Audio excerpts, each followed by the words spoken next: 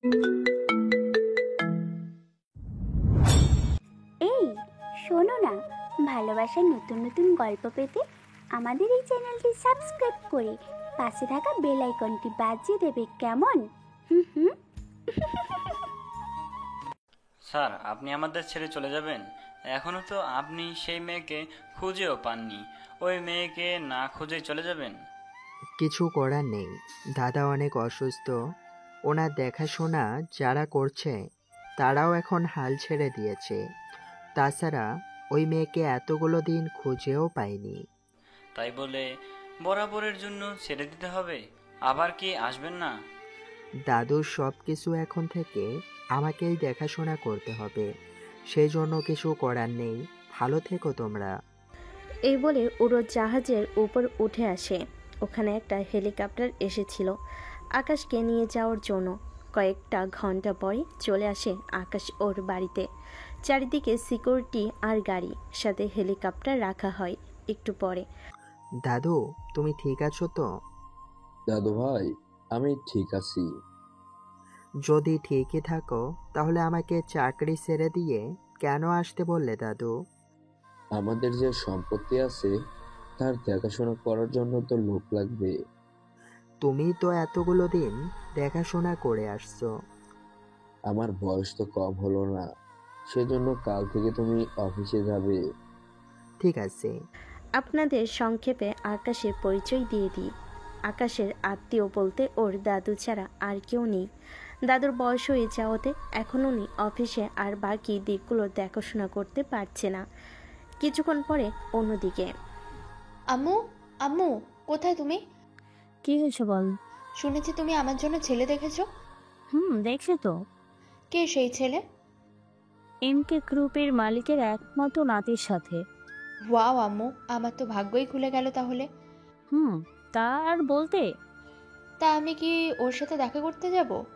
ছেলেটা এখনো বাসায় ফেরেনি, আমি সময় হলে তোকে জানাবো। ঠিক আছে আম্মু। অন্যদিকে আকাশ রেস্ট নেয়। কিছুক্ষণ পরে আকাশের দাদু ওর রুমে আসে। কি করছো দাদু ভাই? এই তো দাদু, বসে আছি। তোমার জন্য একটা খুশির সংবাদ আছে। কি সংবাদ দাদু? তার আগে আমাকে এটা বলো, তোমার পছন্দের কোনো মানুষ আছে কিনা? পছন্দের মানুষ তো নেই, যাও একজন ছিল, কিন্তু আমি তার নাম ঠিকানা কোনো কিছুই জানি না। সেটা কেমন কথা? আমি ঠিক বলেছি। আচ্ছা, আমাকে কাহিনীটা একটু বলো তো। এই তো 2 মাস আগের কথা। তারপরও জানতে চাই আমি। তাহলে শোনো। 2 মাস পূর্বে। স্যার, একটা খবর পেয়েছি। কি খবর? সমুদ্রের মাঝখান দিয়ে আজ রাতে একটা জাহাজ যাবে। সেটা তো সব সময় যায়। কিন্তু আজ রাতে যে জাহাজ যাবে ওটার মধ্যে 100টা মেয়ে থাকবে। মানে ওদের নিয়ে গিয়ে বিভিন্ন পতিতালয় বা শরীরের অঙ্গ বিক্রি করে দেবে। সেই রকম ধারণা করছি আমরা, কিন্তু সঠিক জানি না ওদের ঠিক কোন কাজে নিয়ে যাবে। জাহাজের নাম্বার কত? স্যার, এই নিন নাম্বার। কিছুক্ষণ পরে সবকিছু নিয়ে আলোচনা করতে থাকে। অনেকটা সময়ের পরে, তাহলে 20-25 জন অফিসার সাথে 5টা স্পিড বোট তৈরি করে রাখো, রাতের আগে আমরা রওনা দেব। ঠিক আছে স্যার। এইদিকে মেয়েগুলোকে এক এক করে অবচেতন অবস্থায় জাহাজে ওঠানো হয়। তাও সব মেয়েকে অবচেতন করে। বস, আর কয়টা আছে? এবার পুরো 100 জনকেই সাপ্লাই দিব। এবার আর ডলারের অভাব হবে না। কিন্তু এদের যদি জ্ঞান ফিরে আসে? একটা করে ডোজ দিয়েছি, 12 ঘন্টার আগে উঠবে না কেউ। তাছাড়া এই জাহাজ 10 ঘন্টার আগেই ঘাটে পৌঁছে যাবে। কিন্তু বস, নেভির লোকেরা যদি চেক করে? সেজন্য তো ওদের 10টা কন্টেইনার করে পাঠাবো। পিছনে ওরা থাকবে আর সামনে এই মালগুলো দিবি, যেন কারো সন্দেহ না হয়। বুঝতে পেরেছি বস। তাহলে এখন যা তাড়াতাড়ি। চলি তাহলে। আকাশ আরও কিছু অফিসার নিয়ে সমুদ্রের ওই জায়গা থেকে কিছুটা দূরে এসে অপেক্ষা করতে থাকে। কিছুক্ষণ পরে জাহাজ আসার সময় হয়। ওইসব জাহাজ একটা চেকপোস্ট হয়ে তারপর বের হতে হয়, সেজন্য ওখানে এসে দাঁড়ায়। কিছু অফিসার চেক করে তেমন কোনো কিছু পায়নি বলে ছেড়ে দেয়। একটু সামনে আসতেই, ওই সামনে দেখ। এরা কারা? নেভির লোকেরা। কিন্তু ওরা এখানে কেন? আমি কি জানি? দূর থেকে মাইক দিয়ে জাহাজ দাঁড় করানোর জন্য বলতে থাকে। জাহাজ এইখানে দাঁড় করাও, নয়তো আমরা জাহাজ জব্দ করতে বাধ্য হব। মাইকে এরকম শব্দ শুনে জাহাজটা দাঁড় করায়, তবে তাও অনেকটা দূরে এসে দাঁড়ায়। এরপর আকাশ অফিসারদের নিয়ে জাহাজে ওঠে। কি ব্যাপার স্যার, আপনারা এখানে? এখানে কোনো সমস্যা আছে কি? চেকপোস্ট তো আমরা সব কিছু চেকিং করিয়ে তারপর এনেছি। এখন আবার চেক করলে কি সমস্যা আছে? না স্যার, করুন। এই জাহাজে কতগুলো কন্টেনার আছে? এই তো 25টার মতো। সবগুলো খোলার ব্যবস্থা করো। সবগুলো খুলতে হবে? হবে। কোনো সমস্যা আছে কি? না স্যার, কোনো সমস্যা নেই। তাহলে খোলো সবগুলো। লোকগুলো এক এক করে সবগুলোর কন্টেনার খুলতে থাকে। সবগুলোর মধ্যে মালামাল ছাড়া তেমন কিছুই দেখা যাচ্ছে না। স্যার, আমাদের কি কেউ তাহলে ভুল তথ্য দিয়েছিল? হতেও পারে।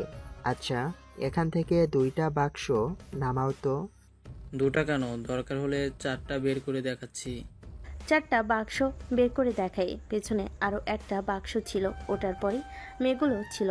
তখন একটা জিনিস খেয়াল করে। একটা স্টিক দাও তো। কেন স্যার? আগে দাও। স্টিক নেওয়ার পরে কন্টেনারের পাশে বাড়ি মারে। শব্দটা কেমন? অনেক ভারী মনে হচ্ছে।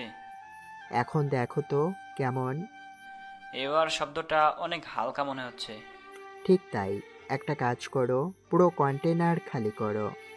স্যার প্লিজ এরকমটা করবেন না, মালগুলো নষ্ট হবে, আবার সময়ও চলে যাবে। কোনো কিছুই হবে না, তোমরা বের করো। আর বাকিরা এদের ধরো, যেন পালাতে না পারে। অফিসার একে একে সবকিছু খালি করতে থাকে।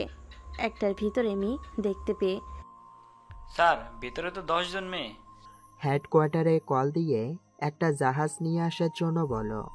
ঠিক আছে। কল দিয়ে আরেকটা জাহাজ নিয়ে আসার জন্য বলে। ওই লোকগুলোর কাছে আসে।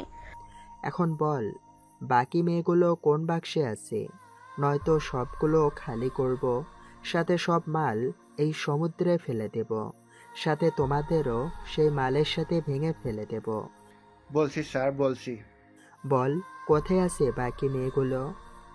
ওরা ওই পাশের বক্সগুলোর ভিতরে আছে। সবগুলো মেয়েকে বের করে আমাদের জাহাজে ওঠাও, আর এদের নিয়ে যাও। ঠিক আছে। অফিসার সব মেয়েকে বের করে, কিন্তু ওখানে একটা মেয়ে কম ছিল সেজন্য। একটা মেয়ে কম কেন? ওই মেয়েটা কেবিনের রুমে। ওখানে কেন? ওই মেয়ের সাথে। কি করেছিস বল। বিশ্বাস করুন স্যার, এখনো কিছু করি নাই। চেকপোস্টে পার করে তারপরে মেয়েটিকে কেবিনে এনেছি। কেবিনে আনার পরপরই আপনারা চলে আসলেন। কোনো কিছু করার সময়ও তো পাইনি। এখন কি করব? আমি কেবিনে দেখে আসি, ততক্ষণে তুমি বাকি জাহাজগুলোকে বলো ওদের ওখান থেকে নামিয়ে হসপিটালে যেন নিয়ে যাওয়া হয়। ঠিক আছে, কিন্তু আপনি? আমি মেয়েটিকে খুঁজে আসছি। জাহাজের ভিতর এসে খুঁজতে থাকে মেয়েটিকে।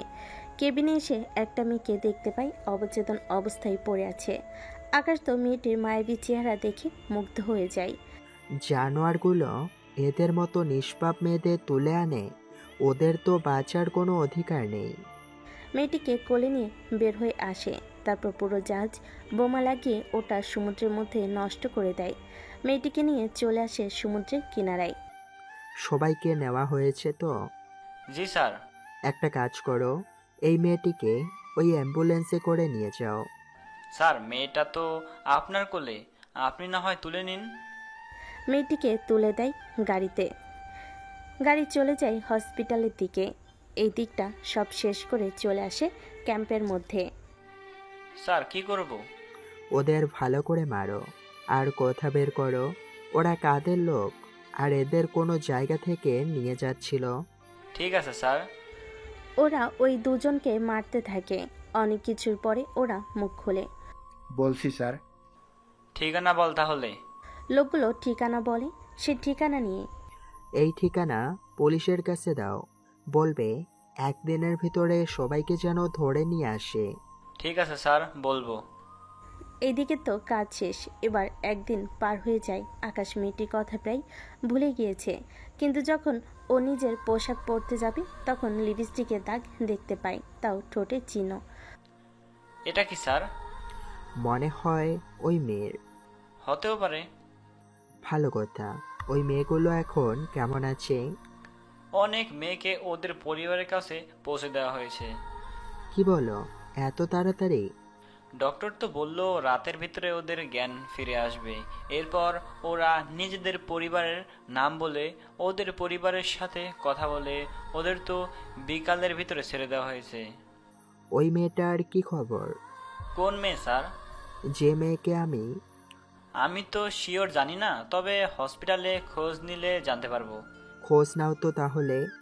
অফিসার খোঁজ নিতে থাকে। খোঁজ নিতে গিয়ে জানতে পারে ওর বাবা ওকে এসে নিয়ে গেছে, যা আকাশকে জানায়। কোনো ঠিকানা বা মোবাইল নাম্বার? না স্যার, ওইগুলো দিয়ে যায়নি। ঠিক আছে, তুমি যাও। এরপর আকাশ অনেক চেষ্টা করেও ইরার কোনো খোঁজ পায়নি। হসপিটালের সিসিটিভির মধ্যে ইরার কোনো ভিডিও নেই, কারণ ওদের সবাইকে হসপিটালের বাইরের মাঠে শুয়ে রাখা হয়েছিল, এই জন্য কোনো ভিডিও নেই। ওইসব কাহিনী আকাশ ওর দাদুকে বলছিল। এখন চলুন বর্তমানে ফিরে আসি। বর্তমান। তাহলে তুমি মেয়েটির প্রেমে পড়েছো, তাই তো? প্রেমে পড়েনি, কিন্তু মেয়েটিকে দেখার খুব ইচ্ছে ছিল। ওহ আচ্ছা, যে কারণে আমি এনেছি এখানে। কি কারণ দাদু? আমি তোমার জন্য একটা মেয়ে ঠিক করেছি। তাই বলে আমাকে না জানিয়ে? ভেবেছিলাম তোর পছন্দের কেউ যদি থাকতো তাহলে তার সাথেই তোর বিয়ে দিয়ে দিতাম, কিন্তু এখন সে যখন নেই তখন আর কি করার। 2 দিনও হলো না এলাম, আর তোমরা এর মধ্যে এই সব কি শুরু করেছো?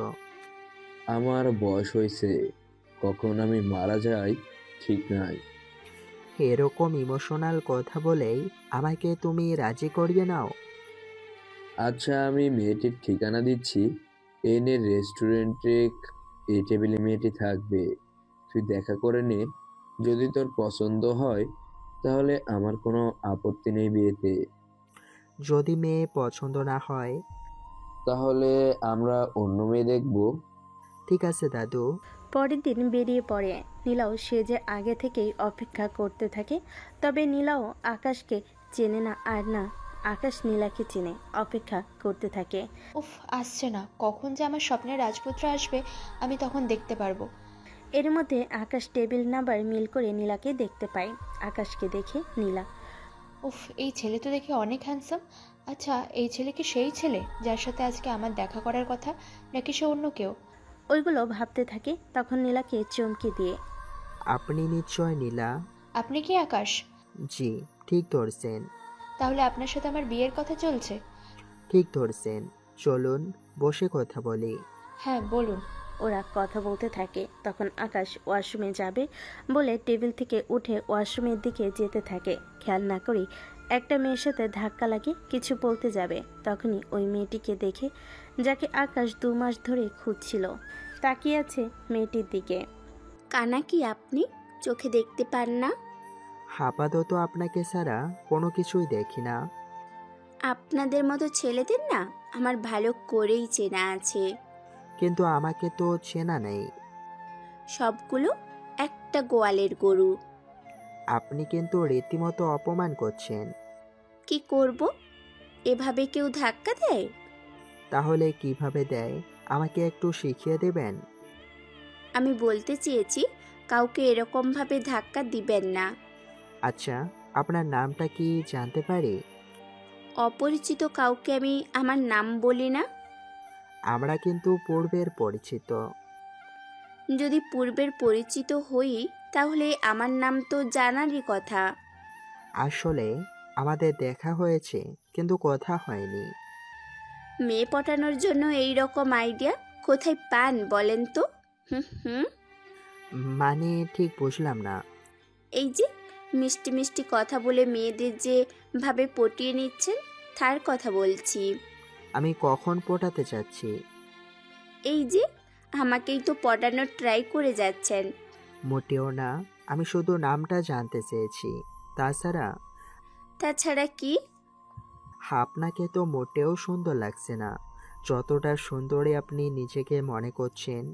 তার মানে কি আমি সুন্দর না? মোটেও আপনি সুন্দর না। আমি বিশ্বাস করি না। সে আপনার ইচ্ছে, বিশ্বাস করুন বা না করুন। ইরা তো অনেক রেগে যায়, ওখান থেকে চলে আসে। এদিকে আবিরকে কল দেয়। জি স্যার বলুন। সাদা জামা পরা একটা মেয়ে তোমার ওই দিকে আসবে, যেভাবে হোক ওই মেয়ের ছবি আর ডিটেলস আমার চাই। জি স্যার দেখছি। আকাশ ওয়াশরুমে আসে, ফ্রেশ হয়ে টেবিলে এসে দেখে নীলা নেই। এই মেয়েটা কোথায় গেল? স্যার উনি তো চলে গেছে। চলে গেছে মানে? ওনার কল আসলো উনি চলে গেল। আপনি তো অনেক লেট করে ফেলেছেন, সেই জন্য চলে গেল। কিন্তু স্যার মুখের মাস্ক তো সরান। উফ, আমার তো মনেই নেই, নীলা তো আমার মুখটাই দেখেনি।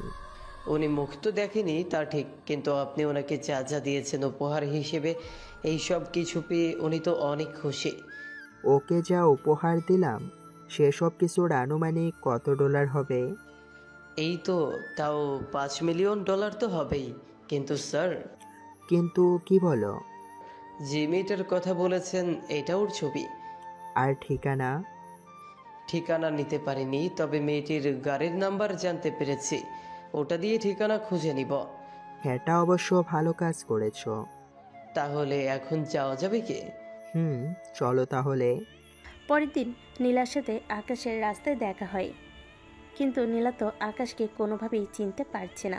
সেজন্য ওই কে তুই? আমি আপনাকে ভালোবাসি আর বিয়ে করতে চাই। তোর সাহস হয় কি করে আমাকে প্রপোজ করার? তুই জানিস কে আমি, কি আমার পরিচয়? তোমার সম্পর্কে তো তেমন কিছুই জানি না, তাও আমি তোমাকে ভালোবেসেছি আর ভালোবেসে যাব। এরপর যদি আর একটা কথা বলিস তোর মুখে জুতো দিয়ে মারবো। তোর মতো একটা ফকিরনিকে আমি ভালোবাসবো? তা তুই ভাবলি কি করে? প্লিজ আমার ভালোবাসা এভাবে ফিরিয়ে দিবেন না। এগুলো দেখেছিস? যার সাথে আমার বিয়ে হওয়ার কথা ও আমাকে এগুলো উপহার দিয়েছে। যদি তুই এর চেয়ে বেশি কিছু আমাকে উপহার হিসেবে দিতে পারিস তাহলে আমি ভেবে দেখব। ও, তার মানে এই মেয়েটি শুধু আমার ডলার দেখে আমার প্রেমে পড়েছিল? কি ভাবছিস? ভাবছিস এত কিছু তো জীবনে চোখেও দেখিসনি। সে যাক গিয়ে, এরপর থেকে যদি আমার চোখের সামনে তোকে পাই তাহলে ভালো হবে না কোনো দিক দিয়ে, কথাটা মনে রাখিস। কি আর করার, নীলা তো চলে যায়। এইসব কিছু ইরা দূর থেকে দেখছিল, তবে ইরা যে সব কিছু দেখছিল তা আকাশ বা নীলা কেউই জানতো না। তাও ইরা কি বুঝে আকাশের কাছে আসে। কেমন আছেন? আকাশ তো মেয়েটিকে দেখে অবাক হয়, কেননা ওকে না খুঁজতেই এভাবে সামনে পেয়ে যাবে তা ভেবে পায়নি। এই যে মিস্টার, কথা কেন বলছেন না শুনি? জি, আমাকে বলছেন? আপনি ছাড়া এখানে আর কেউ কি আছে? তা হয়তো নেই। আচ্ছা, আমি লক্ষ্য করলাম ওই মেয়েটি আপনার সাথে রেগে কথা বলছিল। ওই মেয়ে কি আপনার গার্লফ্রেন্ড বা বউ এরকম কোনো কিছু কি হবে? তো আপনার কি মনে হয়? কিছু বুঝতে পারিনি বলেই তো জিজ্ঞেস করা। আসলে ওই মেয়ে আমার কিছুই হয় না, এমনিতেই দেখে ভালো লাগলো, সেজন্য একটু কথা বললাম। তখন মেয়েটি তার বিয়ের কথা বলল, ওর হবু হাজবেন্ড কি কি উপহার দিল সেগুলো বলল আমাকে। তাহলে তো বোঝা যাচ্ছে মেয়েটি অনেক লোভী। তেমনই ধরতে পারেন। তা আপনার নাম? আমি ইরা চৌধুরী। পরিবারে শুধু বাবাই বেঁচে আছে, তাও বাবার সাথে মাঝে মাঝে ঝামেলা হয়। আমি পারভেজ হোসেন আকাশ। পরিবার বলতে শুধু দাদু আছে, কিন্তু আপনার বাবার সাথে কেন ঝামেলা হয়? বিয়ে নিয়ে। সেটা আবার কেমন? বাবা চাই কোনো ধনী পরিবারে আমাকে বিয়ে দিতে, যেন উনি ওনার বিজনেসে তাদের থেকে সাহায্য নিতে পারে। কিন্তু ধনী লোক আমার পছন্দ নয়। কেন কেন? ধনী লোকেরা কি করলো? ওরা তো অর্থের দিক দিয়ে গরিব, এরকম লোকেদের চোখেই দেখতে পারে না। কিন্তু সব ধনী লোক তো আর এরকম হয় না। তা আমি জানি না। আচ্ছা, আপনার কেমন ছেলে পছন্দ?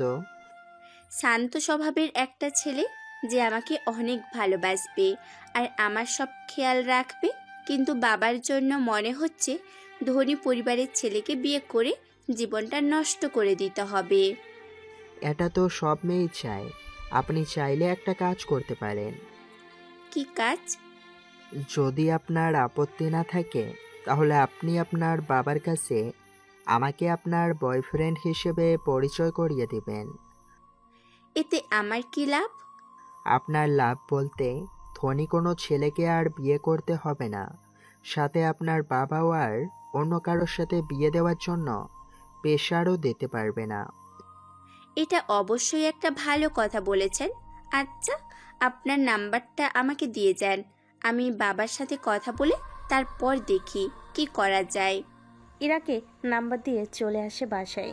বাসায় আসার পরে তা দাদু ভাই, বিয়ের তারিখ কি ঠিক করব? এখন না, আমি যখন বলবো তখন। তোমরা তো একজন আরেকজনকে পছন্দ করেই তো। কিন্তু একটা সমস্যা হয়েছে। কি সমস্যা? ওই মেয়ে তো অনেক লোভী। কি বলো? দাদু, আমি ঠিকই বলেছি। আচ্ছা, আমাকে সবটা বলো তো। দাদুকে সবটা বলতে থাকে, সাথে ইরার কথাও বলে। উনি সবটা শোনার পরে আমার মনে হয় তুমি মেয়েটাকে খুঁজে পাওয়ার পর এরকমটা তোমার মনে হচ্ছে। বিষয়টা এরকম না দাদু। আগে তো নীলার সাথে দেখা হয়েছিল, ও তো অনেক বাজে বাজে কথাও বলেছিল। আচ্ছা, তাহলে এখন কি করতে চাও? নীলা আমাকে এখনো সরাসরি দেখেনি, সেজন্য আমি চেষ্টা করব ও আসলে কতটা লোভী তা জানার চেষ্টা করব। আর ইরার ব্যাপারটা? ইরা মেয়েটা অনেক ভালো, ওকে দেখে আমার যা মনে হলো। তবে ও এটা জানে না আমার কি কি আছে, এইগুলোর কোনো কিছুই ঠিকমতো জানে না। দেখো, জীবনটা তোমার, তুমি যাকে বেছে নেবে আমি তার সাথেই তোমার বিয়ে দিব। সত্যি বলছো তো? একদম সত্যি বলছি। কাল ইরার সাথে দেখা করব, তারপর দেখি কি করা যায়। পরের দিন আকাশ ইরার সাথে দেখা করতে একটা পার্কে আসে। কি ব্যাপার, এত জরুরি তলব কেন? তা কথা কি বলেছেন আপনার বাবার সাথে? আব্বুর সাথে এখনো কথা বলিনি। তবে কি? বাবাকে যদি আপনার কথা বলি, বাবা হয়তো আপনার উপরে লোক দিয়ে হামলা করাতে পারে। আমার উপর কেন হামলা করাবে? ওই যে বাবার স্বপ্ন আপনি ভেঙে দেবেন, সেই জন্য। মানে তাহলে সব বিপদ কি শুধু আমারই? তেমনই ধরে নিন। এখন বলুন, আপনি রাজি তো? তাহলে আমি আজকে বাবাকে বলবো আপনার কথা। আপনার ভালোর জন্য যদি এইটুকু কষ্ট সহ্য করতে হয় তাহলে করব। তাহলে আমি এখনই যাই, বাবার সাথে কথা বলে আপনাকে জানাবো। ঠিক আছে, আসুন তাহলে। ওখান থেকে যে যার মতো চলে যায়। ইরা তো ওই বাসায় যায়। অন্যদিকে আকাশ কল দেয় নীলাকে। নীলা তো অনেক খুশি হয়ে কল পেয়ে। তুমি আমাকে কল করেছো? এটা তো আমার বিশ্বাসই হচ্ছে না। কি বলেন? আপনি আমার হবু স্ত্রী, কল তো করতেই পারি। সে পারো, কিন্তু আমাকে আপনি করে কেন বলছো? তুমি করে বলো। বিয়ের আগ পর্যন্ত আপনি বলি। ঠিক আছে, তোমার যেমনটা ইচ্ছে। তা হঠাৎ কল, জরুরি কোনো কিছু আছে? এত শব্দ কেন? বাইরে কোথাও? আমি একটু শপিং মলের ক্যাফে বসে আছি। এরপর নীলা নাম বলে কল কেটে দিয়ে ওখানে চলে আসে। এসে নীলার সামনে এসে বসে। তুই এখানে কেন? এদিক দিয়ে যাচ্ছিলাম, সামনে দেখতে পেলাম, তাই চলে আসছি কথা বলার জন্য। তো সাহস তো কম না? তুই আমার সম্পর্কে সবটা জানার পরেও কিভাবে পারিস আমারই সামনে বসতে? এখানে সাহসের কি আছে? এখানে তো সবাই খাওয়ার জন্যই এসেছে। তাহলে চুপচাপ নিজেরটা খেয়ে এখান থেকে বের হয়ে যা। আমি তোমাকে ভালোবাসি। তোমাকে দেওয়ার মতো দামি কোনো গিফট হয়তো দিতে পারবো না, কিন্তু তোমাকে ভালোবাসার অসংখ্য সময় আমার কাছে আছে। তোর এই সময় তোর কাছেই রাখ, আমার কোনো দরকার নেই, বুঝতে পারলি? দরকার পড়বে। বড় লোকের ছেলেকে বিয়ে করছেন, রাতে নেশা করে এসে যে মারবে না তার কি গ্যারান্টি? নেশা করুক আর যাই করুক, আমার তাতে কি? আমি আমার চলাফেরা করার জন্য পর্যাপ্ত ডলার পেলেই হলো। তাহলে তো মনে হয় আপনি ওই ছেলের ডলার দেখেই প্রেমে পড়েছেন। পড়েছি। আজকাল ডলারই সব কিছু। এরপর থেকে তোকে যেন আমার পাশেও না দেখি। তা নিয়ে আপনাকে একটুও ভাবতে হবে না। এ বলে নীলা চলে যায়। রাতে আকাশ বাসায় ফিরে ওর দাদুকে সবগুলো রেকর্ড শোনাতে থাকে, যা নীলার সাথে কথা বলার সময় রেকর্ডগুলো করেছিল। উনি সবটা শোনার পরে, আমি এখনই বিয়ে ক্যান্সেল করে দিচ্ছি। না দাদু, ওই মেয়ে যেই সাগরে যাওয়ার চেষ্টা করছে ওকে সেই সাগরে ঠিকই আনবো, কিন্তু পানিতে নামার সুযোগ দেব না। ঠিক আছে, তোমার যেমনটা ইচ্ছে হয় করো। আচ্ছা, আমি রুমে গেলাম। অন্যদিকে ইরা ওর বাবার সাথে বসে খাবার খাচ্ছে। তখন, আব্বু, তোমাকে আমি কিছু কথা বলতে চাই। কি কথা বলো? আমি একটা ছেলেকে পছন্দ করি, ওকেই বিয়ে করতে চাই। তার ছেলের পরিচয় কি? ছেলে আপাতত একটা কোম্পানিতে চাকরি করে, এর বাইরে ওর দাদু আছে। সামান্য একটা কোম্পানিতে কাজ করা ছেলেকে তুই বিয়ে করতে চাইছিস, যেখানে কিনা আমি তোর জন্য কোম্পানির মালিককে খুঁজে রেখেছি। তুমি তো ডলার দেখলেই গলে যাও। তোকে এত কথা বলতে পারবো না। আমি তোর বিয়ে যার সাথে ঠিক করেছি তার সাথেই তোর বিয়ে দেব। আমি ওই ছেলেকে বিয়ে করব না। বিয়ে তোকে করতেই হবে। যা কিছু হয়ে যাক না কেন, আমি ওই ছেলেকে বিয়ে করব না। তুই যে ছেলেকে বিয়ে করবি ভাবছিস, আমি ওই ছেলেকে কখনো মেনে নেব না। দুদিন পরে ইরা বাবা একটা ছেলেকে ওদের বাসায় আসতে বলে। ছেলেটিও চলে আসে। কে এই ছেলে? আমি ঈশান। তুমি নিশ্চয়ই ইরা? হ্যাঁ, কিন্তু আপনি কে? আমার সাথে তোমার বিয়ের কথাবার্তা চলছে। মানে কি? আমি তো বলে দিয়েছি আমি আপনাকে বিয়ে করব না। আমাকে বিয়ে করতে আপত্তি কোথায়? আমার বয়ফ্রেন্ড আছে, সেই জন্য আপনাকে বিয়ে করা আমার পক্ষে কোনো কালেই বা কোনোভাবেই সম্ভব না। এই যুগে একটা মেয়ের রিলেশন থাকতে পারে, এটা নিয়ে আমি এত কিছু ভাবি না। আপনি নাই ভাবতে পারেন, কিন্তু আমি অনেক কিছু ভাবি। আপনি এখন আসতে পারেন। আমি এসেছি যখন তোমাকে নিয়েই যাব। আমি তো আসবো না। আসতে তো তোকে হবেই। এ বলে ইরাকে টেনে নিয়ে যাচ্ছে, কিন্তু ইরার বাবা কিছুই বলছে না। ঈশান ইরাকে নিয়ে একটা রেস্টুরেন্টে আসে, যা ঈশানের পরিবারের। ঈশান, কে এই মেয়ে? মা, এ সে মেয়ে যার সাথে ওর বাবা আমার বিয়ে দেওয়ার কথা বলেছিল।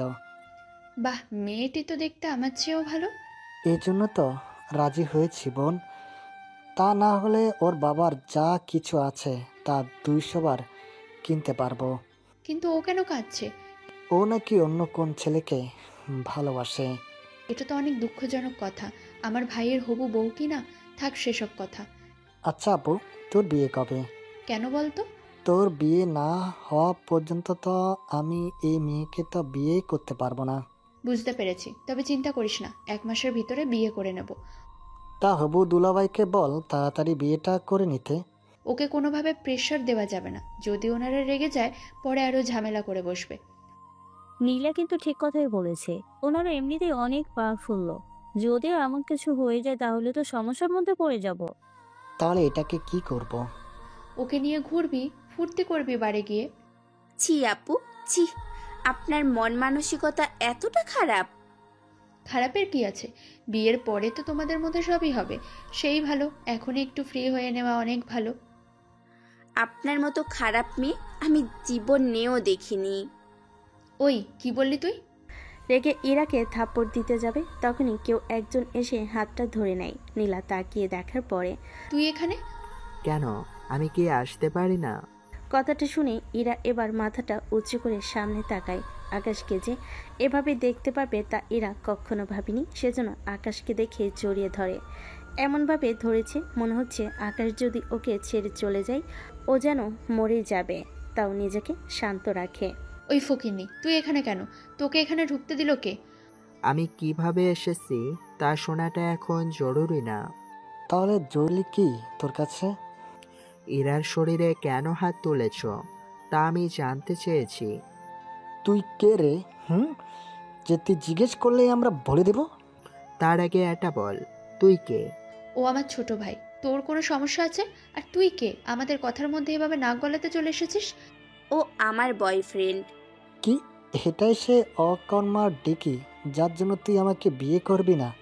ঠিক শুনেছিস, আমি তোকে ওরই জন্য বিয়ে করব না। বিয়ে তো তোকে করতেই হবে।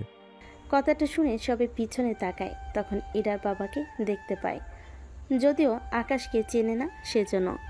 1 মিনিট, আপনি কে? আমি ইরার বাবা। ইরা, উনি তো তোমার বাবা। হ্যাঁ, উনি আমার বাবা, যে কিনা ক্ষমতার জন্য আমাকে এই ছেলের সাথে বিয়ে দিতে চায়। এখন বুঝতে পেরেছি আমি। কি বুঝেছিস তুই? আপনার ভাই ইরাকে এই জন্য বিয়ে করতে চায় কারণ ইরা অনেক সুন্দরী বলে। ঠিক ধরেছিস, নয়তো ওকে আমি কেন বিয়ে করব? আর ইরা, তোমার বাবা তোমাকে এই ঈশানের সাথে এই জন্য বিয়ে দিতে চায় যেন এদের থেকে বিজনেস সাপোর্ট পায়। বাহ, তুই তো দেখি সবই বুঝে গেছিস। বুঝতে তো হবেই, তা একটা ব্যাপার এখনো ক্লিয়ার হয়নি। কোন কথাটা? আপনি কেন একে গ্রুপের চেয়ারম্যানকে বিয়ে করতে চান? সেসব কথা আমি তোকে কেন বলতে যাব? কারণ হচ্ছে ইরার বাবা যেমন বিজনেস সাপোর্টের জন্য ইরার বিয়ে আপনার ছোট ভাইয়ের সাথে দিতে চেয়েছে, তেমনি আপনিও নিজেদের বিজনেস বড় করার জন্য ওই ছেলেকে বিয়ে করতে চাইছেন, এবং কি ওনাদের থেকে এই পর্যন্ত অনেক সুবিধাও নিয়েছেন। ওই কোম্পানির মালিক আর আমার শ্বশুর ছিল বন্ধু, সেজন্যই ওনারা ঠিক করেছে আমার মেয়ের সাথে ওনার ওই ছেলের বিয়ে দেবে। সেজন্য ওনারা আমাদের অনেক সাহায্য করেছে। মা, তুমি কেন এই ছেলেকে এখন এইসব কথা বলছো? একে বের করে দাও এখন। বের করতে হবে না ইরা, চলো এখান থেকে। আমার মেয়ে তোর সাথে কেন যাবে? আমার হবু বউকে আমার এই সামনে থেকে নিয়ে যাবি তুই? তোর এত বড় সাহস হয় কি করে? সাহসের তো এখনো কিছুই তোমরা দেখলে না। ইরা, চলো তাহলে। ইরা, তুই কোথাও যাবি না। ইরা, যদি তুমি আমার হাত একবার ধরো, কথা দিলাম তোমাকে আমার থেকে কেউ আলাদা করতে পারবে না। যদি হাত না ধরো, আমাকে যদি একা বের হয়ে যেতে হয়, তাহলে মনে রেখো তুমি আমাকে আর কখনো পাবে না। ডিসিশন এখন তোমার কাছে।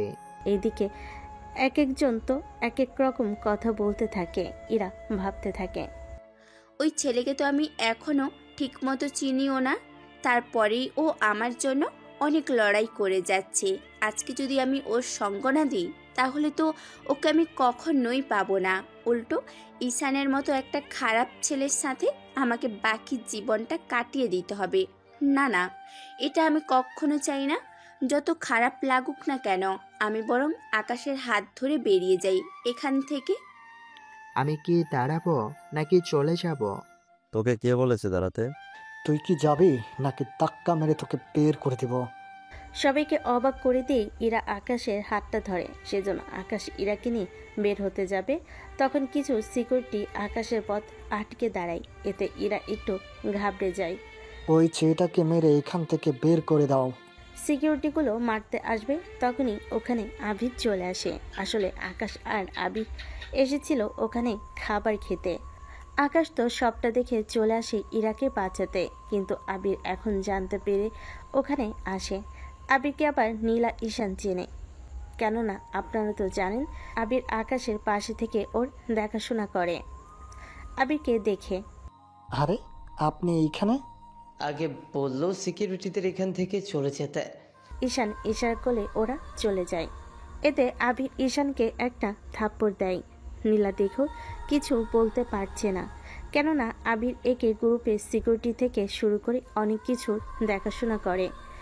তোমার সাহস কি করে হলো ওনাকে মারতে সিকিউরিটিদের বলেছো?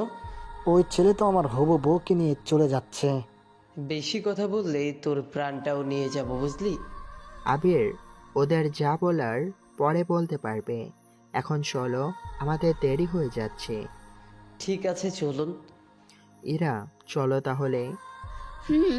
চলো। ইরাকে নিয়ে বের হয়ে আসে ঈশান। নীলা তো অবাক হয়ে আছে, তার সাথে নীলার মা আর ইরার বাবা। এটা কি হলো ঈশান? তুমি ওদের কেন আটকালে না? আপনার কি মাথা ঠিক আছে?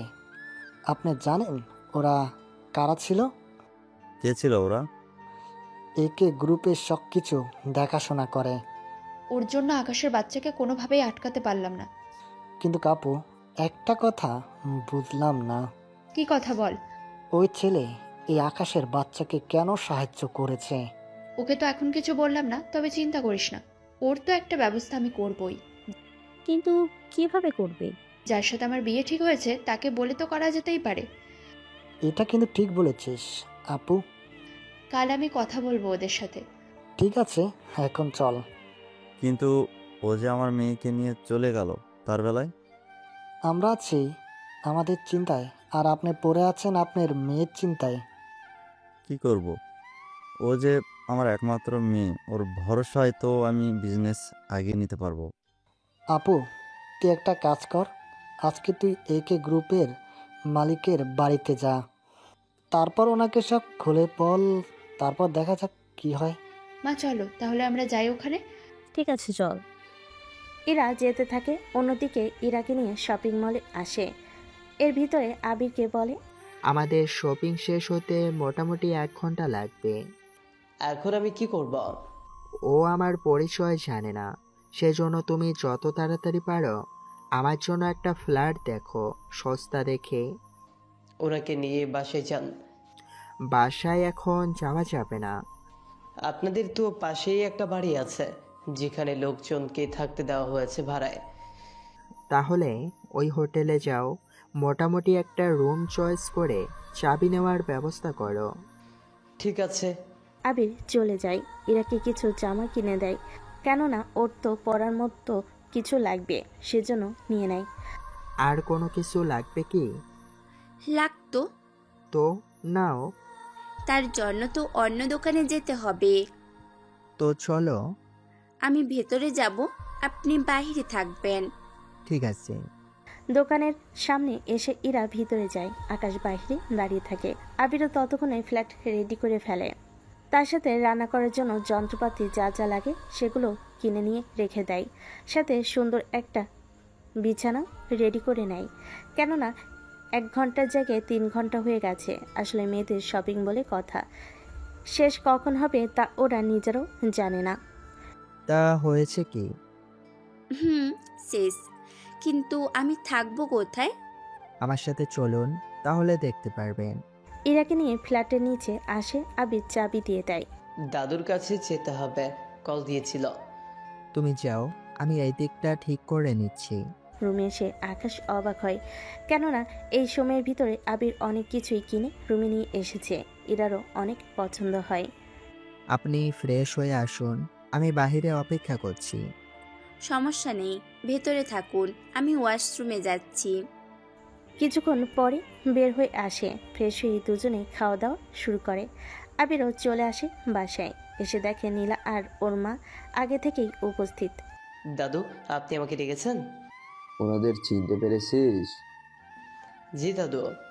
তুই নাকি ওনাদের সাথে? আমার নামে বিচার দিতে এসেছে? কিন্তু আমি ডিটেলস জানতে চাই। আচ্ছা, আমি ছোট স্যারকে কল দিয়ে দিচ্ছি। ওকে কেন কল দিচ্ছিস? উনি আপনাকে সবটা বলবে। দাঁড়া, আমি কল দিচ্ছি। আকাশকে কল দেয়, কিন্তু কল ধরে ইরা। আসসালামু আলাইকুম। ওয়ালাইকুম আসসালাম। কে তুমি? আর আমার দাদু ভাইয়ের মোবাইলে তোমার কাছে কেন? আকাশ তো মোবাইল রেখে ওয়াশরুমে গেল। তুমি কে? কার সাথে কথা বলছেন? জানি না, কে ফোন করেছে। কই দেখি তো। মোবাইল হাতে নিয়ে যখন ওর দাদুর নাম্বার দেখে। দাদু, তুমি হঠাৎ কল দিলে? আগে বলো মেয়েটি কে? দাদু, তোমাকে সবই বলবো। আচ্ছা, এখন এটা বলো আমাকে, নীলাকে তুই অপমান করেছিস কেন? তাহলে শোনো সব কাহিনী। সব কাহিনী বলতে থাকে, সাথে ইরার ব্যাপারটাও বলে ওর দাদুকে। উনি সবটা শুনে। আবির, তুই তাহলে বিয়ের ব্যবস্থা কর। সত্যি দাদু, আপনি অনেক ভালো। তুমি আর তোমার মা এই বাসা থেকে এখনই বের হয়ে যাও। আর কখনো যেন আমি তোমাদের এই বাসায় না দেখি। তোমাদের এতদিন ধরে আমি সাহায্য করে এসেছি, এখন থেকে আর সেগুলো কখনোই করব না। এক কথায়, তোমরা আমার থেকে কোনো সুবিধা পাবে না। ওই চাকরের বাচ্চা, দাদুকে তুই উল্টোপাল্টা কি বুঝিয়েছিস বল? তোমার সাহস হয় কি করে আমারই সামনে এরকম উঁচু গলায় কথা বলার? সরি দাদু, ভুল হয়ে গেছে। কিন্তু দাদু, আমার অপরাধ কি? তোমার যে অপরাধ তা বলার মতো না, সেজন্য আমি বলতেও চাই না। তোমরা এখনই বেরিয়ে যাও। আবির। জি দাদু বলেন। এতগুলো বছর ধরে ওদের যে সুবিধাগুলো দিয়ে এসেছি সেসব সুবিধা নিয়ে নিবে। এখন থেকে ওদের যেন আর কোনো সুবিধা না দেওয়া হয়। ঠিক আছে দাদু, তাই হবে। নীলার মা তো কোনো কিছু বুঝতে পারছে না। ওনাকে যে জিজ্ঞেস করবে সে সাহসও ওনা নেই, সেজন্য চুপ করে আছে। কিছুক্ষণ পর অন্যদিকে। কার কল ছিল? আমার দাদুর কল ছিল।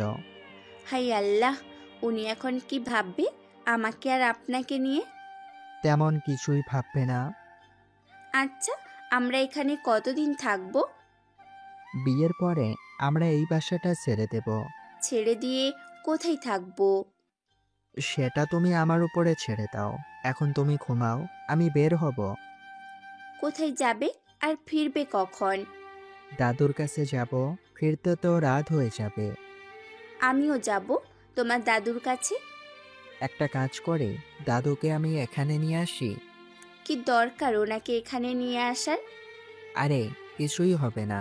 এই বলে ওর দাদুকে কল দেয়। উনি একটা হেলিকপ্টার নিয়ে চলে আসে ওই বিল্ডিংয়ের উপরে। ওখানে নেমে তারপর আকাশের ফ্ল্যাটের সামনে এসে নামে। যদিও ইরা এই ব্যাপারে কিছুই জানে না। বাসার ভিতরে আসতে ইরা এসে পা ধরে সালাম করে।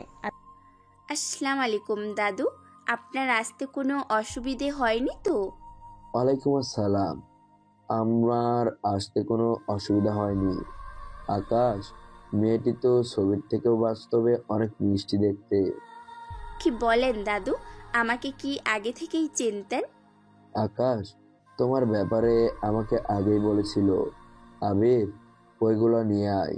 আবির একটা বাক্স এনে দাদুর হাতে দেয়। উনি তা ইরার হাতে দেন। এখানে কি আছে? খুলে দেখো। ইরা খুলে দেখে একটা হীরের নেকলেস, সাথে কানের দুলও আছে। দাদু, এইগুলো তো হীরের। আমার একমাত্র নাতির বউ বলে কথা। এগুলো পরে এসো, দেখি তোমাকে কেমন মানায়। ইরাকে আকাশ পরিয়ে দেয়। দেখতে ইরাকে অনেক সুন্দর লাগছে। আমি এখন আসি তাহলে। তোমাদের বিয়ে আমি তাড়াতাড়ি করে দিতে চাই। তুমি কি বলো? আপনি যা বলবেন সেটাই হবে। আমি তাহলে চলি। দাদু চলে যায়। ইরা তো অনেক খুশি হয়, কেননা হীরের নেকলেস পরার সৌভাগ্য ইরার কখনো হয়নি। তা আজকে পূরণ হলো। অন্যদিকে মা, এটা কি হলো? আমিও তো তাই ভাবছি। এখন তো মনে হচ্ছে আমরা পথে বসবো। তা হবে না। আমার একটা বন্ধু আছে, ওর একটা ছেলেও আছে, অনেক ধনী পরিবার। আমি কাল তোকে নিয়ে যাব ওদের বাসায়। যদি ওর ছেলে তোকে পছন্দ করে তাহলে তো আমাদের ভাগ্য আর কমে যাবে না। সত্যি বলছো? সত্যি। কিন্তু কাম্মু, আমি তো ইরাকে পাবো না। আগে নিজেদের অস্তিত্ব ঠিক করি, তারপর অন্য চিন্তা। ঠিক আছে। এরা তো কালকের প্ল্যান মতো করতে থাকে। এদিকে ইরা আকাশ গল্প করতে থাকে। তবে ইরা এখনো জানে না আকাশ কত ধনী। সেজন্য আচ্ছা, তোমার দাদু এত দামি নেকলেস আমাকে উপহার দিল, এত ডলার পেল কোথায়? হয়তো দাদু ওনার জমানো ডলার থেকে খরচ করেছে। কিন্তু তুমি তোমার দাদুর থেকে আলাদা কেন থাকো? সেটা তো তোমার জন্য থাকতে হলো। আমার জন্য কেন? এছাড়া কি করব? একসাথে আমরা তোমার দাদুর কাছে তো যেতে পারতাম। আমরা যদি হুট করে যেতাম তাহলে কি উনি আমাকে মেনে নিত না? তেমনই ধরে নাও। আচ্ছা, তুমি কি সত্যি আমাকে বিয়ে করবে, নাকি আমার বাবার হাত থেকে বাঁচাতে নিয়ে এসেছো? সত্যি কথা বলতে, আমি তোমাকে ভালোবাসি। যখন তোমাকে প্রথম জাহাজে দেখি তখন থেকেই ভালোবেসে ফেলেছি। জাহাজে দেখেছো মানে? আমি তো কখনো জাহাজে উঠিও নাই। তুমি ওঠোনি, কিন্তু তোমাকে জোর করে ওঠানো হয়েছিল। কিরকম? 2 মাস আগে তোমাকে কেউ কিডন্যাপ করেছিল, তা কি তোমার মনে আছে? আছে তো, কিন্তু তা তুমি জানো কি করে? তোমাকে আমিই বাঁচিয়েছিলাম। কি বলছো এইসব? ঠিকই বলেছি, আমি তোমাকে ওই দিন বাঁচিয়েছি। আচ্ছা, আমাকে বিস্তারিত বলো তো, কারণ লাস্ট আমার এতটুকু মনে আছে ওরা আমাদের কোথাও বিক্রি করে দেওয়ার ব্যাপারে কথা বলছিল। ঠিক ধরেছ, তাহলে শোনো এখন সব কিছু। ইরা সবটা বলতে থাকে। সবটা শুনে ইরা তো আরো বেশি অবাক হয় আকাশের উপরে। সেজন্য সবটা শুনে জড়িয়ে ধরে আকাশকে। পরের দিন নীলা ও ওর মা রওনা দেয় কারোর সাথে দেখা করার জন্য। সেজন্য একটা রেস্টুরেন্টে আসে। ওখানে ওনাদের সাথে দেখা হয়। তাহলে পরিচয় করিয়ে দিই নিলয় আর ওর বাবার সাথে। নিলয়ের বাবা একজন বড় বিজনেসম্যান, নাম লিমন চৌধুরী। ওনার বিজনেস পাশাপাশি মেয়েদের কিডন্যাপ করিয়ে বিক্রি করিয়ে দেওয়ার বিজনেসও উনি করে। আর এই কাজে নিলয় ওর বাবাকে সাহায্য করে। এর আগে যে কিডন্যাপ করা হয়েছিল সেটাও কিন্তু এই নিলয় আর লিমনেরই কাজ। তাহলে ওনাদের ব্যাপারে তো জেনেছেন। এবার চলুন সামনে এগোনো যাক। আরে কেমন আছিস তুই? আমি তো ভালোই আছি, তা তুই কেমন আছিস? আমি অনেক ভালো আছি। তা অনেক বছর পরে আমাদের দেখা হলো। তার বলতে, তা ওই ছেলেটা কে? পরিচয় করিয়ে দিই, ও হচ্ছে আমার একমাত্র ছেলে নিলয়।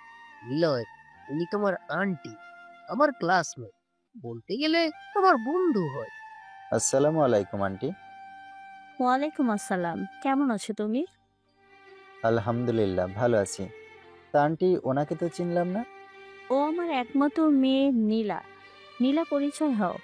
আমি নীলা চৌধুরী। আমি নিলয় চৌধুরী। আমরা ওইদিকে কথা বলতে পারিনি আন্টি। হ্যাঁ অবশ্যই। নীলা, যা তাহলে। নীলা আর ওর মা এটাই চাই, যেন ওরা কথা বলে নিজেদের মধ্যে ভালো করে কথা বলে নিতে পারে। নীলার মা আর নিলয়ের বাবাও নিজেদের মধ্যে কথা বলতে থাকে। 1 ঘন্টা করে নীলা আর নিলয় কথা বলতে থাকে। তোমার নাম্বারটা কি দেওয়া যাবে?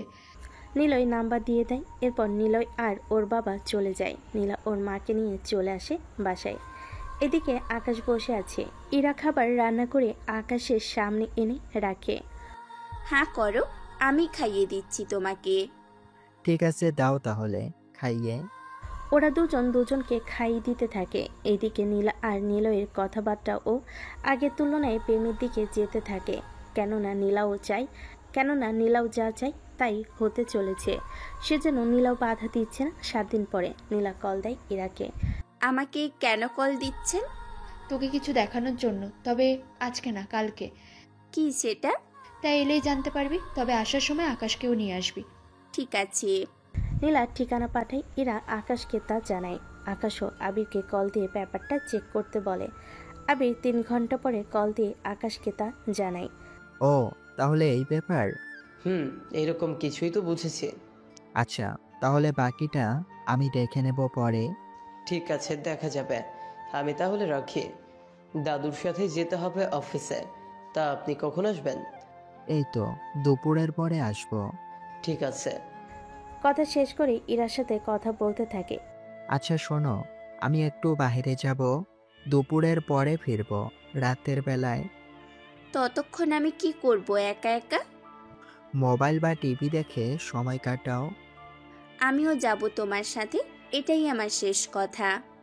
তোমার কি যাওয়ার দরকার? দরকার। তুমি 3 থেকে 4 দিন ধরে বাইরে যাও, অথচ আমি একা একা বাসায় থেকে বোর হয়ে যাচ্ছি।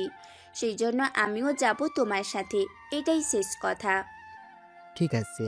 ইরা তো খুশি হয়ে যায়। আবিরকে কল দিয়ে অফিসের সবটা ব্যবস্থা করে নেয়, যেন অফিসে আকাশকে কেউ স্যার না বলে ওঠে। কিছুক্ষণ পরে ওরা রেডি হয়ে বেরিয়ে পড়ে।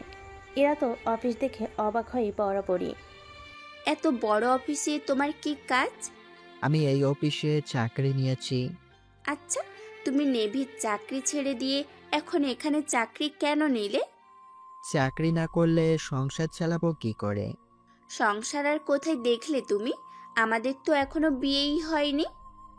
এখন দোষ কি আমার? তোমাকে বলেছি বিয়ে করব, তুমি বলছো আরো কয়েকটা দিন পরে কি একটা বিশেষ দিন আছে, সেদিন বিয়ে করবে। কয়েকটা দিন অপেক্ষা করো। আচ্ছা, এখন দেখি তুমি কি কাজ করো এখানে। এখানে তো বাহিরের লোক ঢুকতে পারে না। এই শোনো, আমি সব কিছুই জানি, কি পারি আর না পারি অনেক কিছুই জানি আমি। আমাকে তুমি শেখাতে এসো না।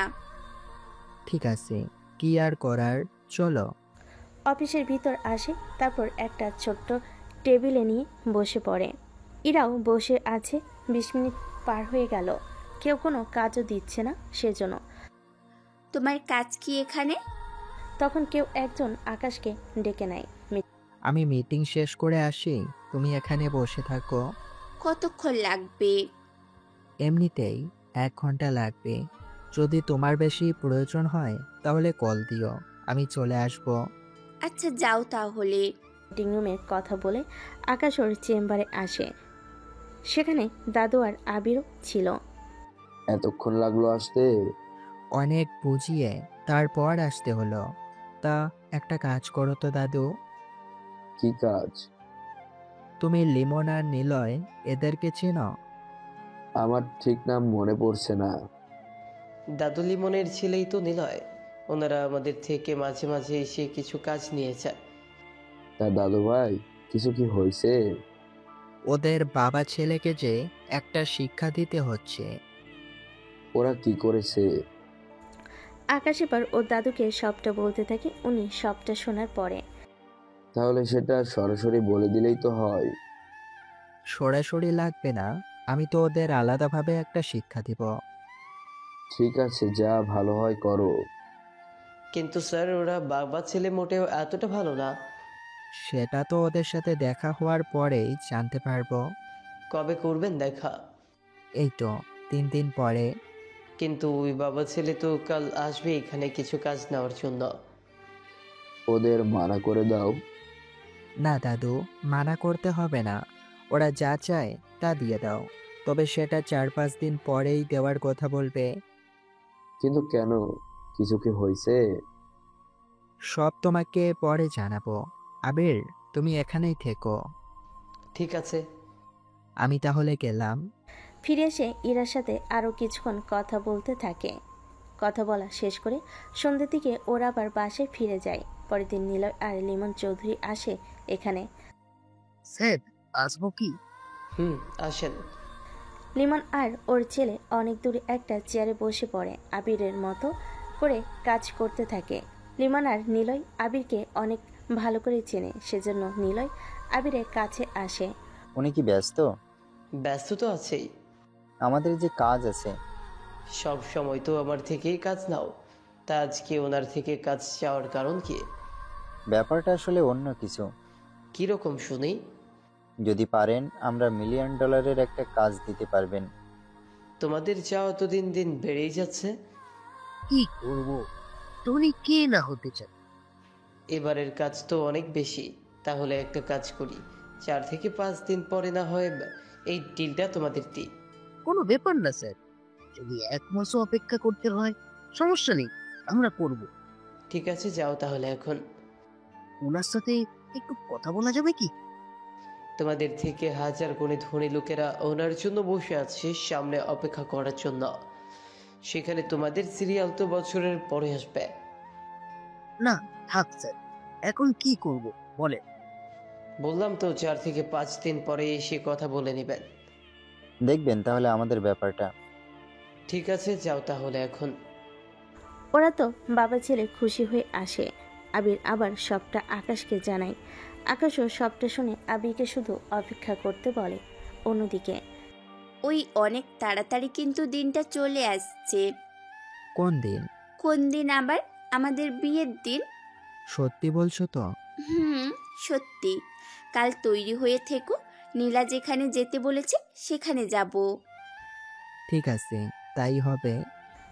একদিন পরে ওরা রওনা দেয় সেই পার্টিতে। এই পার্টিতে ইরার বাবা আসে, সাথে নীলা, ঈশান আর ওদের মা। এর বাইরে আছে লিমন আর নিলয়। ওদের সবাইকে দেখে আকাশ একটু অবাক হয়, যদিও এখনো লিমন আর নিলয়কে আকাশ চেনে না। নীলা ওদের দেখে। তা ভিখারির দলগুলো চলে এসেছে তাহলে? বাবা, তুমি এখানে কেন? আমাকে তো নীলা আসতে বলেছে। দেখেছেন আঙ্কেল, আপনার মেয়ে একটা ভিখারিকে বিয়ে করে কতটা দুঃখে আছে। আমরা এখনো বিয়ে করিনি, তবে অনেক তাড়াতাড়ি বিয়ে করব আমরা। ইরা এখনো সময় আছে, ফিরে আয় ওই ছেলের কাছ থেকে। আমি তোকে ঈশানের সাথে বিয়ে দেব। তুমি তো তোমার স্বার্থে আমাকে ওই ছেলের সাথে বিয়ে করাতে চাও, তাই না? তুই জানিস না, আর কয়েকটা দিন পরে ঈশান আর ওর পরিবার মিলিয়নিয়ার হয়ে যাবে। ও তাই নাকি? সেই জন্য তোকে বললাম, এই ছেলেকে বিয়ে না করে ঈশানকে বিয়েটা করে নে। আমি তো ওকে বিয়ে করব না। নীলা, এরা কে? এদের তো চিনলাম না। এই মেয়ের সাথে আমার ভাই ঈশানের সাথে বিয়ে হওয়ার কথা ছিল। তাহলে বিয়ে কেন হলো না? এই মেয়ে আবার ভালোবাসে এর মতো একটা ভিখারিকে। ও তাই বলো, কিন্তু এর বাবা কেন বিয়েটা তোমার ভাইয়ের সাথে দিতে চায়?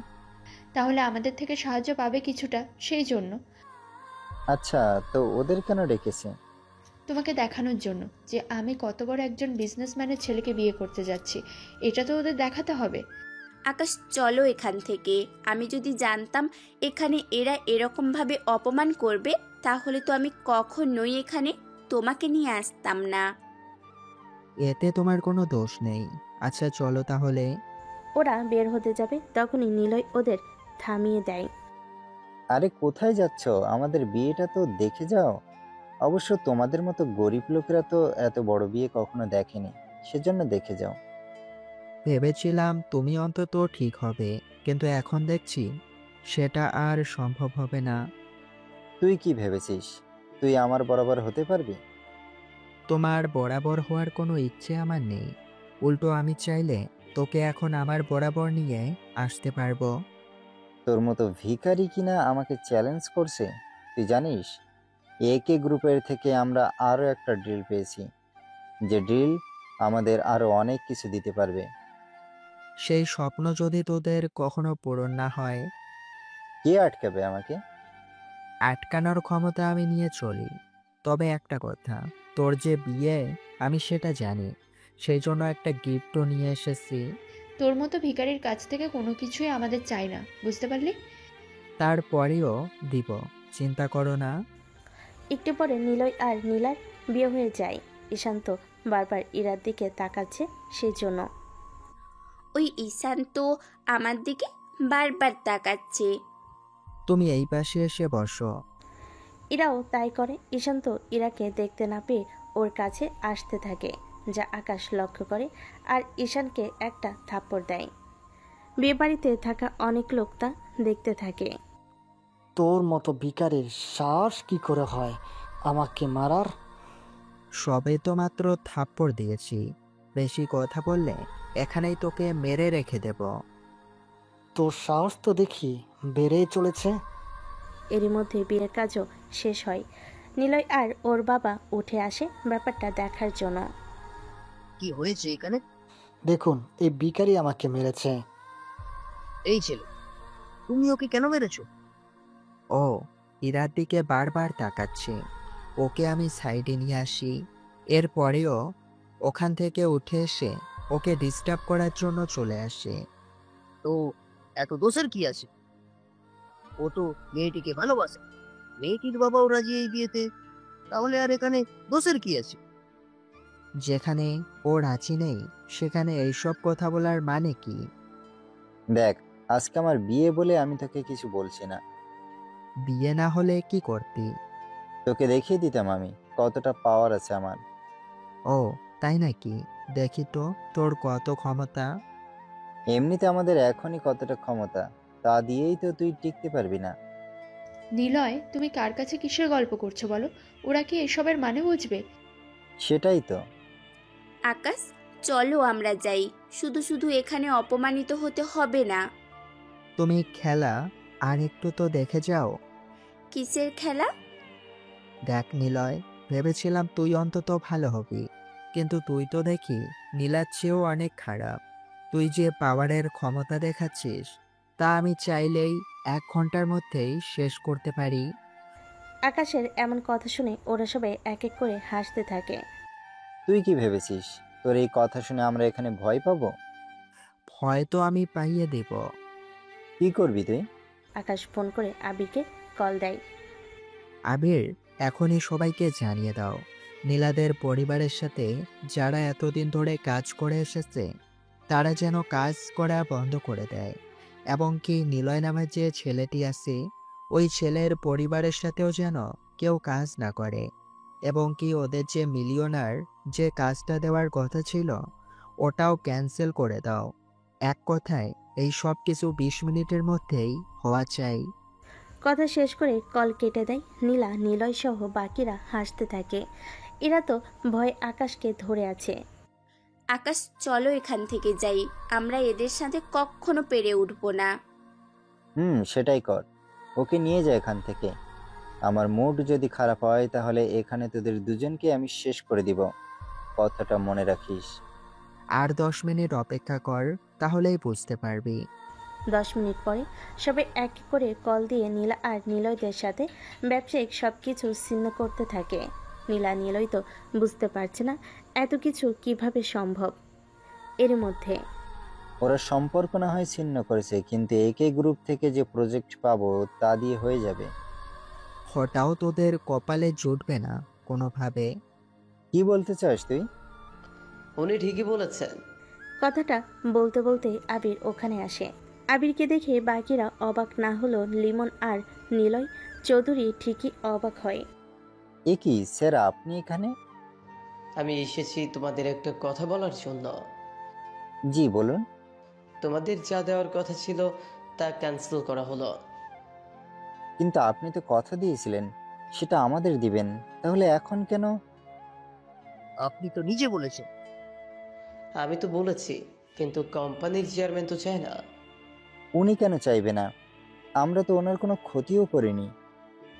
কে বলেছে করনি? তোমরা তো ওনাকে অনেক অপমান করেছ। বিশ্বাস করুন, আমরা ওনাকে যেখানে চিনি না সেখানে অপমান করব কিভাবে? চেনো নাই বলেই তো অপমান করেছ, চিনলে যে করতে না, তা আমি এও জানি। কিন্তু কে উনি? এই যে তোমাদের সামনেই দাঁড়িয়ে আছে একে গ্রুপের মালিক পারভেজ হোসেন আকাশ। কথাটা শুনে সবাই অনেক অবাক হয়। এরা নিজেও অনেক অবাক হয় কথাটা শুনে। এটা আমি বিশ্বাস করি না। সেটাই তো, ও কি করে মালিক হবে? আমি নিজে আকাশের সাথে দেখা করেছি, ও তো এরকম না। দেখা তো করেছিলে, কিন্তু ওর মুখটা তো দেখতে পারলে না, সেজন্য চিনতে পারোনি। তুই কি করে জানিস সেটা? কারণ ওই দিন আমি ছিলাম। এটা হতে পারে না। নিলয়, তুমি কেন কিছু বলছো না? মিস্টার আবির যখন বলেছে তখন এটাই সত্যি হবে, কারণ আবির একে গ্রুপের সব কিছু দেখাশোনা করে। আমি তো আবিরকে চিনি, কিন্তু আবির আমাদের সাথে কোনো চাল চালছে না তো। হতেও পারে। দেখো মিস্টার, তোমরা এখান থেকে যাও তো এখন। চলো, এখানে আর থাকার ইচ্ছে নেই আমার। ওরা চলে আসে, সাথে আবিরও ইরাকে নিয়ে বাসায় আসে। তুমি কি সত্যি সত্যি? আরে ওদের মিথ্যে ভয় দেখানোর জন্য একটা নাটক সাজালাম। তুমিও পারো বটে।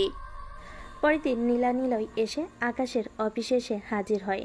তখন আবির আর আকাশের দাদু ওখানেই ছিল। তোমরা এখানে কেন? আমরা এসেছি আপনার সাথে কিছু কথা বলার জন্য। কি কথা বলো? আমার হাতে বেশি সময় নেই। স্যার, আমাদের যে প্রজেক্ট দেওয়ার কথা ছিল সেটা ক্যান্সেল কেন করা হয়েছে? আবির, তুমি এ ব্যাপারে কোনো কিছু কি জানো? জি স্যার, জানি। তাহলে বলো। আবির দাদুকে কানে কানে সব কিছু বলে। উনি সবটা শোনার পরে, আবির যা করেছে তা একদম ঠিক করেছে, আমি এর উপর একমত আছি। দাদু, আপনি জানেন না এই আবির আপনার অবর্তমানে যেখানে সেখানে আপনার ক্ষমতার অপব্যবহার করে। আমার নামে নালিশ করে কোনো একটা লাভ হবে না। দাদু দেখেছেন কি বলছে? ও ঠিকই বলেছে। ও যা করেছে তা আমার দাদু ভাইয়ের কথা মতোই করেছে। মানে যার সাথে আমার বিয়ে হবার কথা ছিল। ঠিক ধরেছো। নীলা, ওনার নাতির সাথে তোমার বিয়ে হওয়ার কথা ছিল? ছিল। তবে তুমি কোনো চিন্তা করো না, এখন সব কিছু ঠিক আছে। আমি তো এখন তোমারই আছি। তোমরা এখন চলে যেতে পারো এখান থেকে। ঠিক আছে, যাচ্ছি চলে, তবে কাজটা কিন্তু ঠিক করলেন না। সত্যি আপনি কাজটা ঠিক করলেন না। এই দিক দিয়ে না হয় আপনি আমাদের পথে বসালেন, এর বাইরে আরও একটা বিজনেস আছে আমাদের, ওটা আবার নতুন করে চালু করলে ডলারের অভাব হবে না আমাদের। কি বিজনেস? ওটা তোমাকে এখন জানতে হবে না, তুমি বরং চলো এখান থেকে। ওরা দুজন বের হয়ে চলে আসে। দাদু নিজের কাজ করতে থাকে। নিলয়ের বিজনেসের কথা আপনারা তো জানেন, নারী পাচার করা, যা এতদিন বন্ধ ছিল তা নিলয় আবার নতুন করে শুরু করবে। ওরা বাসায় যায়। অন্যদিকে ইরা পুরো বাড়িটা আস্তে আস্তে সাজাতে থাকে। তা দেখে, ব্যাপারটা কি বলো তো? কোন দিক দিয়ে? বাড়িটা হঠাৎ করে সাজাচ্ছ? কারণ তো আছেই। আমাকেও একটু বলো। এখন তো বলা যাবে না। কেন? জানলে কি হয়? যা এতদিন মনের মধ্যে রেখে দিয়েছি তা তো জেনে যাবে। আমি ব্যাপারটা ঠিক বুঝলাম না। ব্যাপারটা হলো 3 দিন পরে আমাদের বিয়ে। সত্যি বলছো তুমি? হুম, সত্যি বলছি। সেই জন্য এখন থেকে সাজানো শুরু করছি। তাছাড়া আমার তো কোনো বান্ধবী বা বন্ধুও নেই। তোমারও কোনো আত্মীয় থাকলে তাদের নিয়ে আসতে পারো।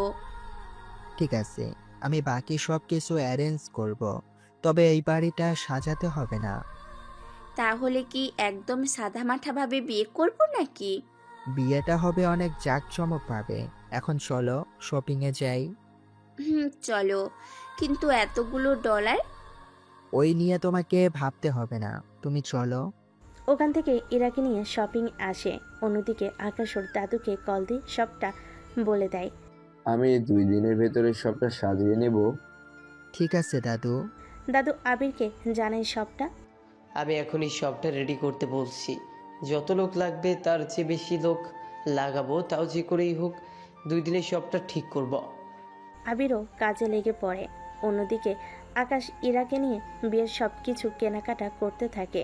ইরা তো বিশ্বাসই করতে পারছে না ওকে এত দামি দামি জিনিসগুলো কিনে দিবে। বাসায় নিয়ে আসা হলো। সত্যি আমি অনেক খুশি। সব কিছু পছন্দ হয়েছে তো?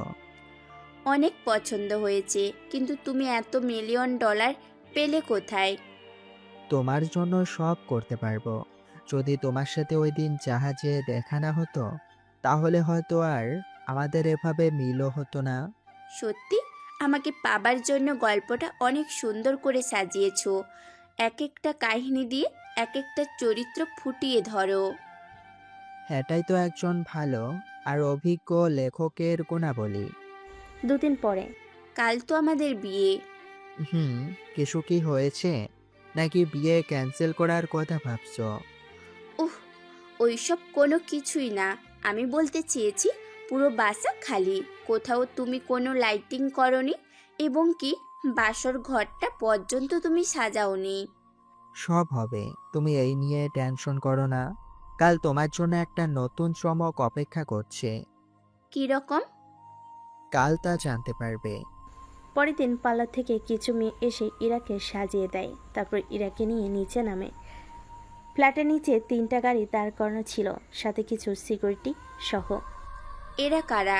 এত দামি গাড়ি এখানে কেন? আগে গাড়িতে বসো, আমার অন্য একটা জায়গায় বিয়ে করব। কোথায় বলো তো? আরে তুমি চলো তো। ঠিক আছে। 20 মিনিট পরে ওরা চলে আসে আকাশের বাড়িতে, যেখানে প্রায় 1000 লোকের বসার আর খাওয়ার ব্যবস্থা করা হয়। এরা তো এত কিছু দেখে রীতিমতো অবাক হয়। গাড়ি থেকে নেমে দাঁড়ায়। তখন আকাশের দাদু আসে। দাদুকে দেখে ইরা সালাম করে। আমার নাতবউকে নিয়ে ওইখানে বসো। ইরা চলো।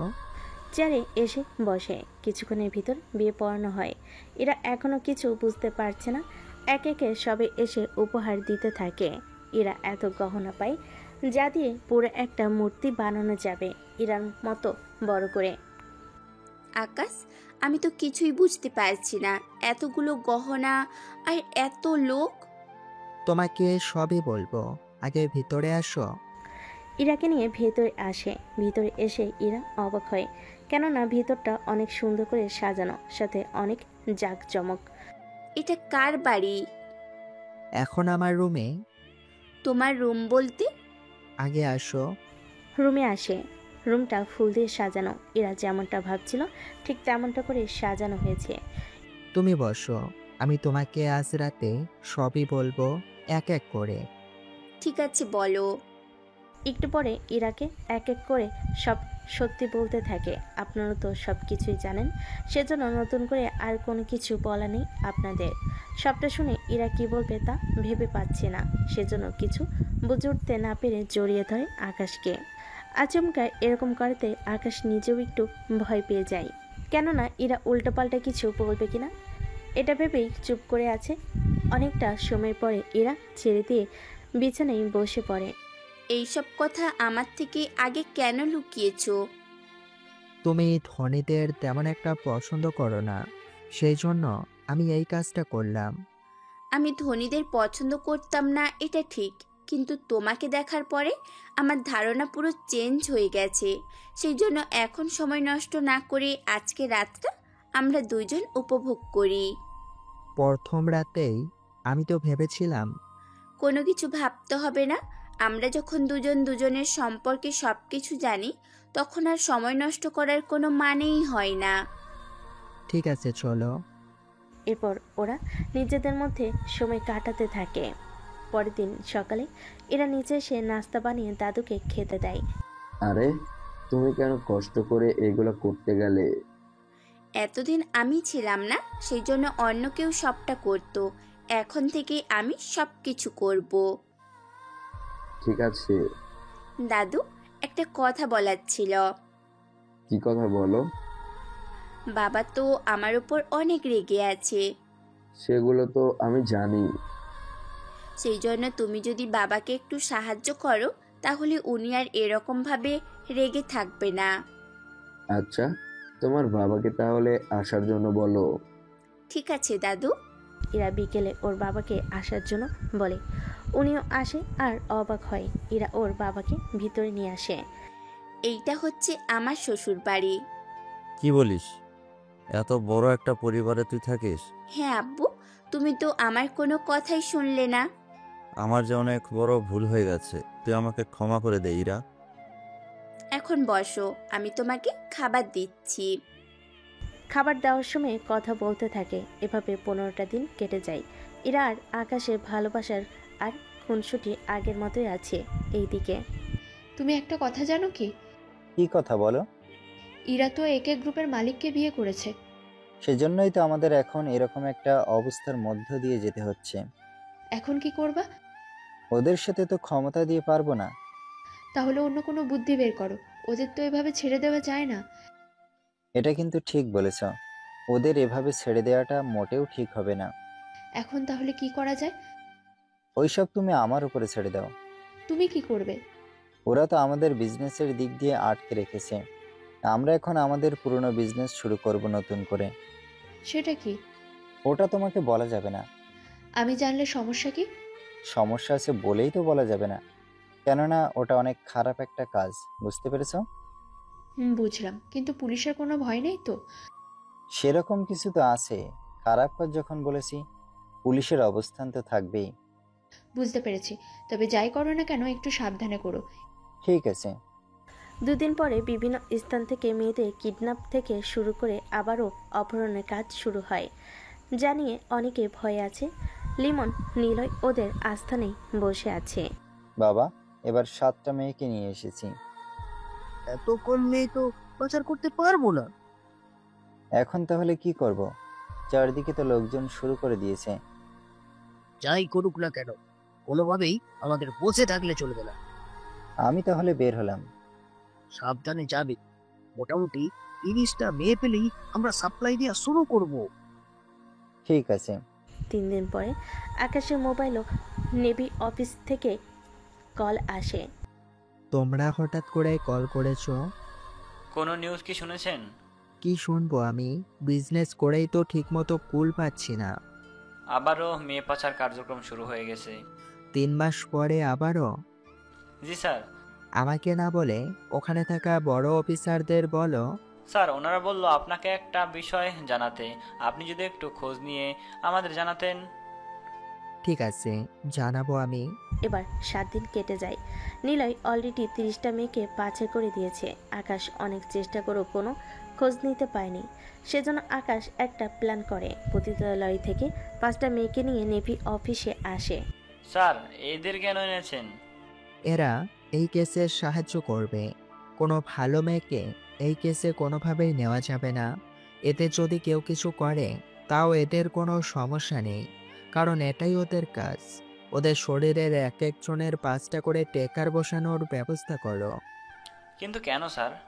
এদের নর্মাল মেয়েদের মতো পোশাক পরিয়ে বাইরে ঘোরাবো। এতে ওদের ধরে নিয়ে যাবে আর আমরা খুব সহজেই ট্যাগ করতে পারবো। ঠিক আছে, তৈরি করে দিচ্ছি। এরপর কিছু মেয়ে অফিসার ওদের একদম সিম্পলভাবে সাজিয়ে দেয়, সাথে ট্র্যাকারও লাগিয়ে দেয়। তারপর ওদের আলাদা আলাদা জায়গাগুলোতে পাঠিয়ে দেয়। ওদের সাথে ওদের উপরে নজর রাখতে থাকে। কিছু ঘন্টা পরে এক একে 5টা মেয়েকে কিডন্যাপ করা হয়, তাও 5টা আলাদা জায়গা থেকে। ওদের তো নিয়ে গিয়েছে। ওদের ট্যাগ করতে থাকো। ওদের আলাদাভাবে রাখা হয়েছে নাকি একসাথে রাখা হয়েছে এই জিনিসটা আগে শিওর হয়ে নাও। এখন ও সবাই আলাদাই আছে। অফিসারদের বলবে ওরা যখন 5 জন একসাথে হবে তখন আমাকে জানাবে। ঠিক আছে। কথা শেষ করে বাসে ফিরে আসে, এসে ইরাকে সবকিছু জানাই। ইরা শোনার পরে, তুমি একা এখন কত দিকে সামলাবে বলো তো? কই কত দিক? একদিকে আমি, অন্যদিকে অফিস, আবার নতুন করে নেভির লোকেদের সাহায্য করছো। ভুলে যেও না, নেভিতে ছিলাম বলেই কিন্তু তোমাকে আমি আপন করে পেয়েছি। হুম, জানি। তবে যাই করো না কেন একটু সাবধানে করিও। এই নিয়ে কোনো চিন্তা করো না, আমি তো শেষটা দেখেই ছাড়ব। 2 দিন পরে ওই 5টা মেয়েকে মূল জায়গায় আনা হয়। অফিসার আকাশকে জানাই, একটা কাজ করো, এই 5টা মেয়ে এতদিন আলাদা আলাদা যে জায়গাগুলোতে ছিল ওই লোকেশনে পুলিশকে বলো যাওয়ার জন্য। যতজন লোক পাবে তাদের যেন ধরে নিয়ে যায়। কিন্তু মূল জায়গায়? ওখানে আমি যাব তোমাদের নিয়ে। কবে যাবেন? সমুদ্রের ধারেই যখন, তখন না ভোরবেলায় যাব। ঠিক আছে। ইরার সাথে কথা বলে ভোর রওনা দেয় সমুদ্রের ধারে ওই লোকেশনে। ওখানে আসার পরে, এখন কি করব? ওদের চারদিক থেকে আগে ঘিরে রাখো, কোনোভাবেই যেন কেউ বাঁচতে না পারে। ঠিক আছে। ওরা চারিদিক থেকে ঘিরে রাখে, তারপর এক এক করে হামলা করে বাকিদের মেরে ফেলতে থাকে। লিমন আর নিলয় তো পালানোর অনেক চেষ্টা করছে, কিন্তু শেষমেশ আকাশের কাছে ধরা খেয়ে যায়। তাহলে তোমরা বাবা ছেলে এত বছর এই কাজ করে এসেছো? এ কি, তুই এখানে কেন? এখানে না আসলে তো জানতেই পারতাম না তোরা এই কাজে জড়িত।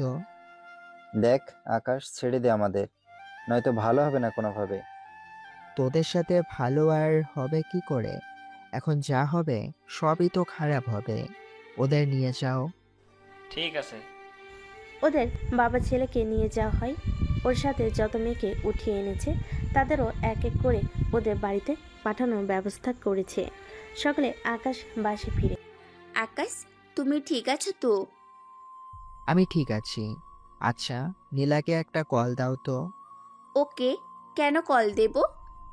দাও, তারপর বলছি। ইরা কল দেয়, তারপর আকাশ ওকে কিছু কথা বলে, যা শুনে নীলা বিশ্বাস হয় না। তাহলে আজ বিকালে এই ঠিকানায় এসে যোগাযোগ করলেই পেয়ে যাবে।